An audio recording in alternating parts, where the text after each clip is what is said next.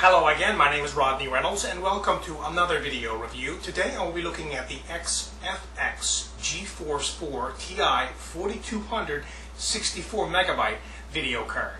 What is included in this package is the manual. You also get a driver CD, 2 games, however both of these games are trial versions, and one is called Gunlock, the other one's called Drones. You also get an S-Video to S-Video cable and the video card itself. One of the first things you will notice on this video card is this huge, massive silver heatsink, and you also have a silver fan here keeping that core nice and cool. The core speed on this video card is 250 megahertz, and the memory speed on this video card is 500. That's the default memory speed for this video card, and it's actually 4 nanosecond memory. I'll be going into the overclocking aspects of this video card a little later. Now on the back of this card, there's a standard VGA connection here, there's an S-Video connection here, and also a DVI connection here. The overclocking results on this video card were excellent. The core, remember, is only at 250 as a default. I got that up to 280. The memory, the default, is 500, and I got that up to 600 megahertz. So some certain good overclocking results on this video card. I will be using 3 programs here as benchmarks: 3D Mark 2001 SE, Quake 3 Arena, as well as Comanche 4. Now, in those 3 programs, I'm using an Athlon XP2000, and remember, this video card is now overclocked to 280, the core, and the memory is at 600. So keep that in mind when you're seeing these results. I'll first do a result in 3D Mark 2001 SE. And the result is an amazing 10,107. This is a fantastic result. Keep in mind here, of course, this video card is now overclocked. To give you some indication how high this actually is, I'm using an Intel 2.4 gigahertz on my personal system, and I'm getting a result of around 11,300 using a TI 4600. This is not a TI 4600. This is a TI 4200. So an amazing result here, certainly, from this video card. Now let me go on and show you what the result is in Quake 3 Arena. The settings that I will be using in Quake 3 Arena are 1024 by 768. The color depth is 32-bit. I also have the texture detail to max, the geometric detail to high, as well as the texture quality at 32-bit and the texture filter at trilinear. So let me now do a benchmark at these specific graphic settings.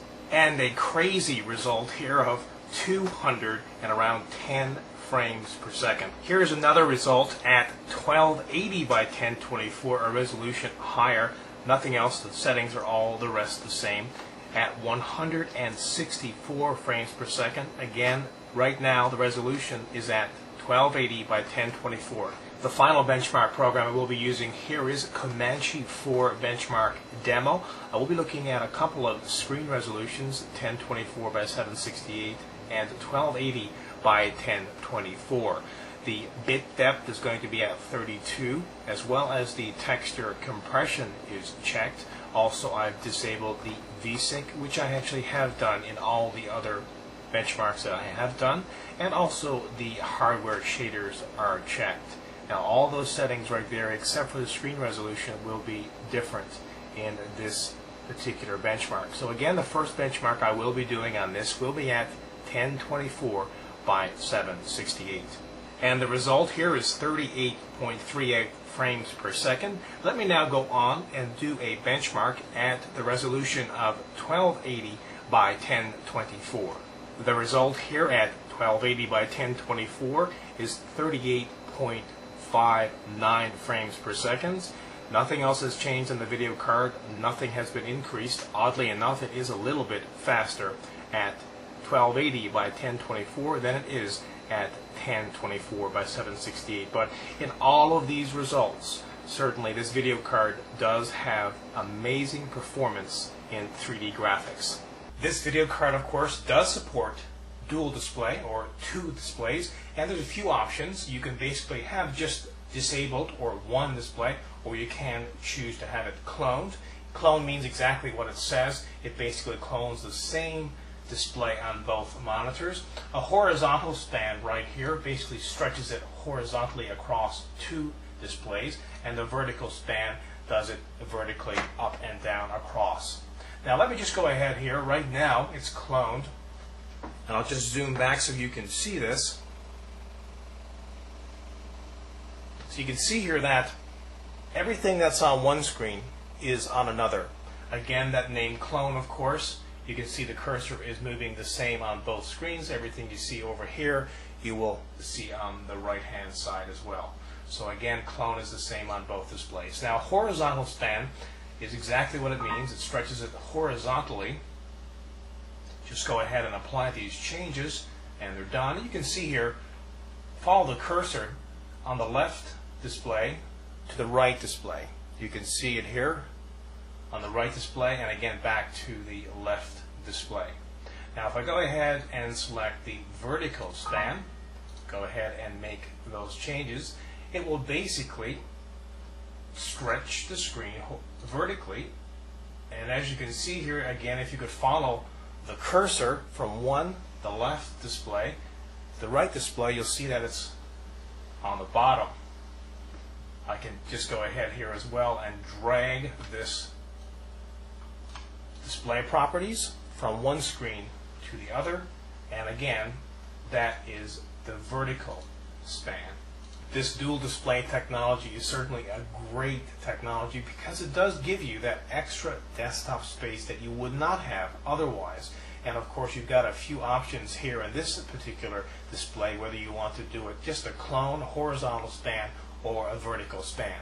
Just to quickly touch on some of the additional properties within the GeForce TI series video cards. You could go in here, of course, adjust the OpenGL settings, adjust the Direct 3D settings. You also got, of course, settings in here for the anti-aliasing. You can adjust it to 2 to 4 times or even greater. Of course, anti-aliasing basically means taking the sharp edges that are off objects in 3D games and smoothing them out.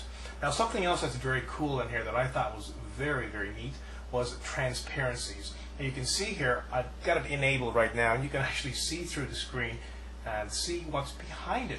That's very cool. You can go into the display utilities and go into what's called a desktop manager configuration. In here, you can do all kinds of profiles.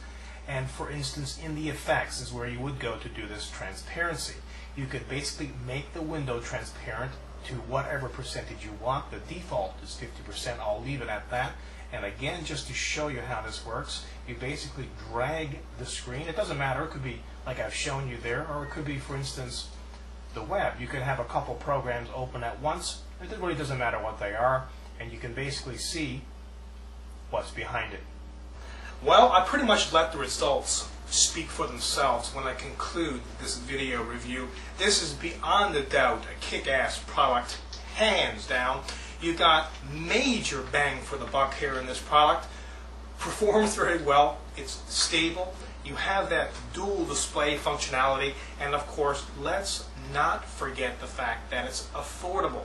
Now, there's other cards out there that are faster, but of course they are more expensive. The TI 4400 and the TI 4600 series GeForce 4 video cards will give you more performance, but of course it's going to cost you more having those video cards.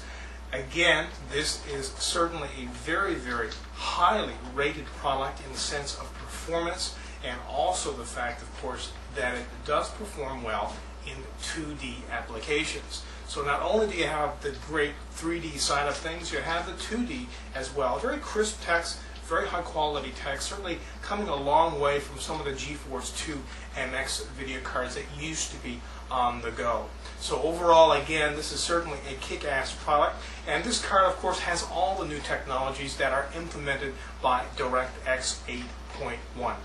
Again, my name is Rodney Reynolds, and this has been another video review. Be sure to check back very soon. I will have a brand new one for you then. Also, check out my website at www.3dgameman.com, and while you're there, pop into the forums. You can go in there and register if you haven't already. Registration is free. You can leave your own suggestions and comments, and of course, find out all kinds of information about this product and about all the products which I video review.